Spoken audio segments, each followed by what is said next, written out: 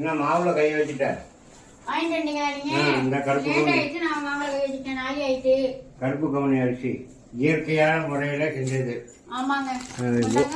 உரம்லாம் போட மாட்டாங்களாம். இயற்கை உரம் தான் போடுவாங்க. தலை கொடி இந்த மாதிரி இது இயற்கை உரம் தான் போடுவாங்க. வாழைப்பழம் இந்த மாதிரி இது இயற்கை உரம் போடுறது போட்டு வீட்டில் தயார் பண்ணுறாங்க. ஒரு வீட்டில் அவங்களுக்கு அந்த பையிலே இருக்கு அவங்க அட்ரஸ் பாரு.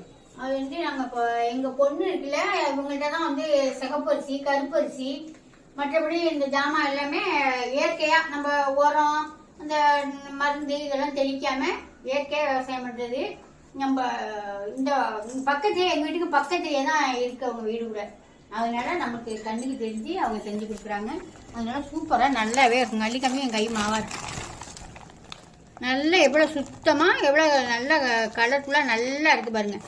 இதில் வந்து என்ன செய்யலாம்னு பார்த்தீங்கன்னா இடியாப்பம் புளியலாம், புட்டு செய்யலாம், அப்புறம் களி செஞ்சு சாப்பிடலாம், அப்புறம் கஞ்சி வச்சு சாப்பிடலாம், தோசை ஊற்றி சாப்பிடலாம், கொழுக்கட்டை செஞ்சு சாப்பிடலாம்.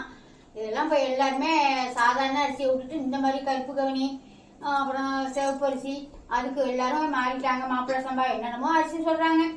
இது வந்து நம்ம ஒருத்தவங்களுக்கு தான். இது 3 கிலோவும் கழுவி காய வச்சு பவுடர் பண்ணி ஒருத்தவங்களுக்கு தான் போகுது.